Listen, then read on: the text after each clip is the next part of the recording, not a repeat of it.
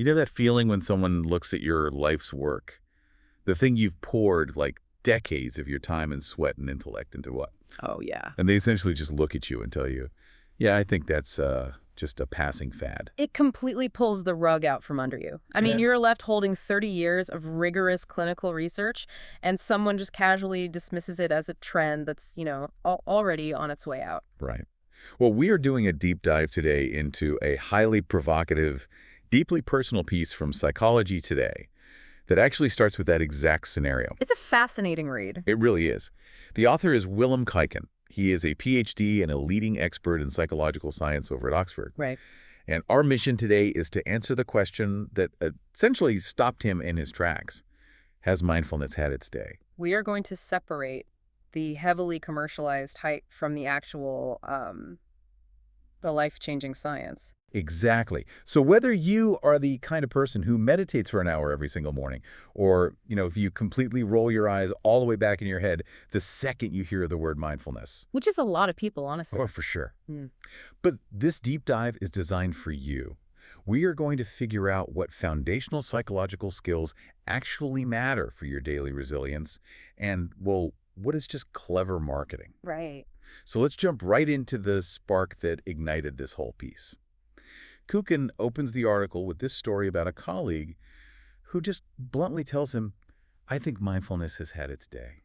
It is a devastatingly simple sentence. Yeah. And, you would expect a leading Oxford expert to immediately mount a defense. Oh, absolutely. Like, pull out the credentials. Right. Cite a dozen peer-reviewed papers and just, verbally body slam the colleague. Yeah. But he doesn't do that. He admits he feels alarm, a quiet hurt, and a flash of anger. But he chooses to just sit with it. Okay, let's unpack this because he realizes he hasn't just heard this from one rogue colleague. No, it's everywhere. Right. He's been hearing this sentiment globally. Yeah. He notes that people are saying it with curiosity, concern, and sometimes even relief. Yeah, relief is a big one there. He describes it as this palpable feeling that society has been surfing a massive wave, and now, that wave is finally passing. Yeah. And when I read that, it instantly made me think of a trendy fitness craze. Yeah. It feels like the mental health version of the shake weight. The shake weight, I mean, that visual actually tracks perfectly with the commercial side of this phenomenon. Right.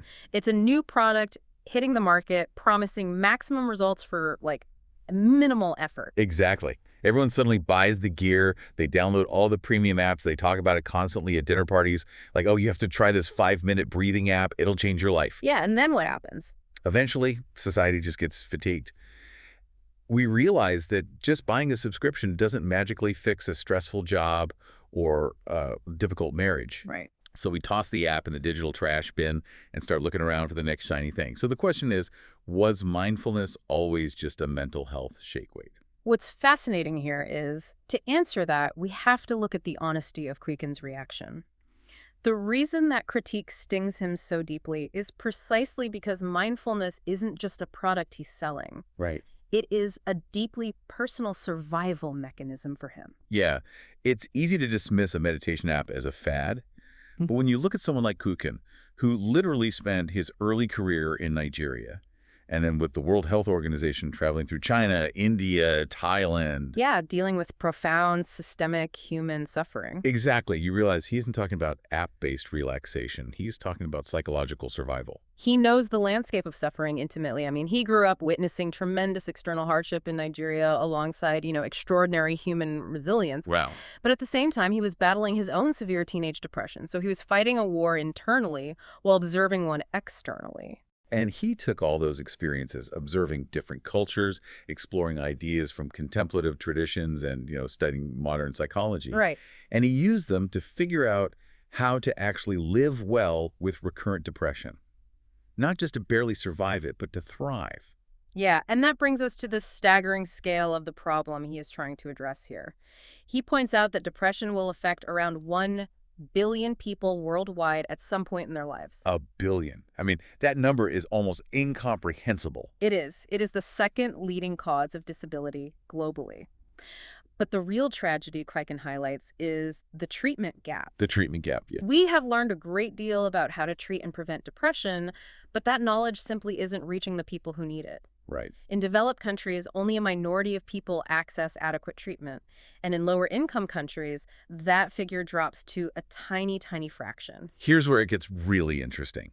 Koiken introduces this brilliant analogy about heart disease to show how, frankly, backwards our approach to mental health is. Oh, I loved this part. Right. Because we didn't fix the global heart disease epidemic by just sitting around waiting for people to have massive heart attacks. And then trying to treat them in the emergency room. Yeah, exactly. If we connect this to the bigger picture, the massive improvements in global heart health came from proactive prevention. It was a focus on diet, cardiovascular exercise, sleep. Yeah. It was about tackling the risk factors decades before the catastrophic event even happens. So his argument is, why on earth are we waiting for people to have severe mental health crises before we start teaching them psychological resilience? Right. But wait, I want to push back on this a little bit. Sure. I get the heart disease metaphor, but isn't it inherently harder to prevent depression? Yeah. I mean, you can tell someone to eat less salt and go for a jog, but how do you preemptively teach a teenager not to have a mental health crisis? Yeah. What does that even look like practically? That is the million-dollar question. Yes. And it comes down to what Koukin calls foundational psychological skills. Just like cardiovascular exercise physically strengthens the heart muscle so it can survive physical stress. Right. Psychological training structurally changes the brain so it can survive emotional stress. Let's pause there because this phrase, foundational psychological skills, gets thrown around a lot in these discussions. It does. And if I'm listening to this, I'm probably wondering what those actually are. Because we hear mindfulness and immediately picture sitting cross-legged in a silent, incense-filled room. Yeah, chanting or something. Exactly. Yeah. So what is the actual skill being learned? Okay, think of your mind like a snow globe. A snow globe. Got it. Daily stress emails, relationship drama, financial worries, global news that shakes the globe up. You can't see clearly through the blizzard of anxious thoughts. Totally. Mindfulness isn't about somehow magically making the snow disappear or pretending the snow doesn't exist. It's about learning the specific neurological skill of setting the globe down on the table so the snow can settle. I love that image. But how do you actually set it down when your brain is just screaming at you? Well, the first core skill is awareness. It's the ability to notice your thoughts without getting instantly swept away by them. Okay. In neurobiology, there's a network in the brain called the default mode network, or the DMN. DMN, right. When your mind is wandering, worrying about the future, or ruminating on the past, your DMN is highly active. It's essentially the autopilot of human suffering. So when I'm lying awake at 3 a.m. replaying a stupid thing I said in a meeting like 5 years ago, Oh, yeah. that's my default mode network taking the wheel and driving me off a cliff. Yes, exactly. And mindfulness training literally quiets that network. Wow. When you focus your attention intensely on the present moment, the physical sensation of your breath, the feeling of your feet on the floor, you interrupt that neural circuit. That makes a lot of sense. And then the second foundational skill is decentering, which psychologists also call cognitive diffusion. Cognitive diffusion. Unpack that for me. What are we diffusing? You are diffusing the thought from your identity. Oh, interesting. Yeah, it's the realization that I am not my thoughts. I am simply the observer of my thoughts. Right. Instead of feeling the absolute panic of I am anxious, you recognize I am experiencing a passing feeling of anxiety. It creates a crucial physical gap in the brain between the stimulus and your reaction to it. That sounds simple in theory, but I mean, in the middle of a panic attack or a chronic pain flare-up, creating that gap must be incredibly difficult. It is incredibly difficult, which is why it requires rigorous, sustained training. Yeah. Take chronic pain, for example, which Koiken's research heavily highlights. When a person with chronic pain is trained in these specific skills, brain imaging shows they are actually decoupling the sensory input from the emotional response. Wait, decoupling, meaning they separate the physical feeling in their body from the emotional panic in their mind. Exactly. The physical throbbing is still there. The sensory cortex registers the pain. Okay. But the emotional center of the brain, the part that screams, this is terrible, it will never end, my life is ruined, that gets turned down. They still feel the physical sensation, but the psychological suffering layered on top of it is drastically reduced. Okay, if this is a rigorously tested clinical tool that literally alters brain networks to manage chronic pain and depression, why are his colleagues and society at large so eager to declare it over? Right. Why the backlash? Yeah. If it's the mental equivalent of cardiovascular exercise, why are people saying, yeah, exercise has had its day? Because the clinical reality got completely hijacked by commercial packaging. It all comes down to how mindfulness was sold to the public. And Koiken actually agrees with his colleague on this crucial point. He does. The commercialized, commodified version of mindfulness. He thinks that absolutely needs to be debunked. He acknowledges that a superficial version of this practice got packaged as a panacea, like a quick fix for every modern ailment. I have to push back on this pop culture version too because it is infuriating. Oh, it really is. Selling a 5-minute deep breathing app as a solution for systemic problems like crushing economic injustice or a toxic workplace or global conflict is like putting a tiny overpriced designer Band-Aid on a shattered leg. This raises an important question, though, because you're right. It places the entire burden of structural failures squarely onto the individual shoulders. Yes, it is deeply insulting to tell someone who is working 3 jobs and can't afford groceries that if they were just more present and mindful, they wouldn't be so stressed out. Exactly. Taking 3 deep breaths while your phone chimes does not fix a broken world. It lets the broken systems completely off the hook. And this is where we have to separate that cheap, insulting packaging from the actual substance of the practice. Right. Koukin draws a very hard line here. He explicitly states that true mindfulness is not a salve for real-world discontent. It is not designed to make you passively accept injustice or planetary health challenges. So it's not a sedating drug meant to make you a compliant, unquestioning worker. No, not at all.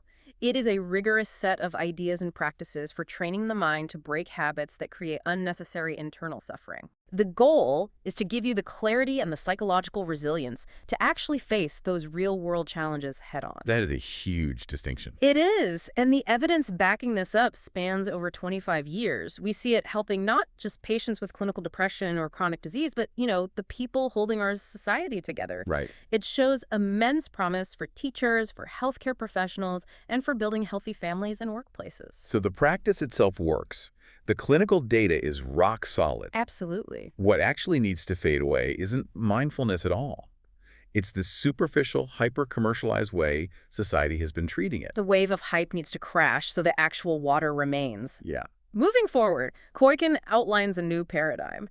If we are going to actually reach that 1 billion people facing depression, our approach to mindfulness must be honest, nuanced, responsible, and grounded in hard evidence. So what does this all mean? What does that practically look like? Does the meditation app just go away? Well, it means moving away from the hack your productivity mindset. Koiken emphasizes that true mindfulness must be explicitly rooted in an ethical orientation. An ethical orientation. Yes, it must be rooted in kindness and profound awareness. Ethical orientation sounds a bit academic. What does he mean by that in the context of mental health? He means that the practice isn't just a self-serving tool to make you a sharper, more efficient individual. Okay. It's fundamentally about how you relate to others and the world around you. If your meditation makes you incredibly focused, but you use that focus to exploit people or ignore suffering, you aren't practicing mindfulness. Wow. True psychological resilience involves pro-social behavior. Engaging with compassion actually alters neurochemistry differently than selfish optimization does. It requires a fundamental orientation of care. That is a massive departure from the Silicon Valley version we've been fed for the last decade. It really is. And crucially, Koukin argues that this depth requires rigorously trained and supported teachers. Right, not just an app. Exactly. You cannot get this foundational skill set from a casual understanding or a 30-day online challenge. It has to be tested against both hard scientific data and the undeniable evidence of our own lived personal experience. So if you are listening to this right now, think about your own encounters with the concept of mindfulness over the last few years. Have you been surfing that superficial wave? Yeah. Have you been looking for the mental health shake weight to just quickly fix a bad mood or a stressful afternoon? Or have you been trying to tap into the deeper water, the foundational psychological skills like cognitive diffusion and awareness that actually build long-term resilience? The image of the water actually brings us to the closing metaphor Koiken uses in his piece, which beautifully captures this whole debate. Oh, right. When he sat with the uncomfortable sting of his colleague's challenge, feeling that initial anger and hurt, the image of ocean waves kept coming back to him. A wave rises, it breaks, and it makes a massive amount of noise on the surface. But then it returns to the body of water. It doesn't disappear. The wave was never actually separate from the ocean to begin with. That's a great image. Koiken argues that the history of contemplative traditions and modern psychology moves in this exact same way. The ideas and the practices that are genuinely true and genuinely useful, they don't vanish when a cultural fad ends. Right. They keep returning, they get refined, they get tested, and they are made useful again for the next generation. The hype is just the crest of the wave breaking. The pop culture apps, the courtship seminars, the buzzwords, that's the noise. Yeah, that's just noise. But the ocean underneath the decades of clinical evidence, the measurable changes in the brain's default mode network, the actual relief for people with chronic pain and recurrent depression, that ocean isn't going anywhere. It remains entirely intact, ready for us when we are actually willing to engage with it seriously. So, to bring this all together, we started today with the sting of a colleague's critique. Mindfulness has had its day. We followed Kaiken's journey, from witnessing profound resilience in Nigeria to recognizing a massive global crisis where 1 billion people face depression with nowhere near enough preventative care. Yeah. We unpacked the actual neurological mechanisms of how training your mind can physically alter how you process pain and trauma.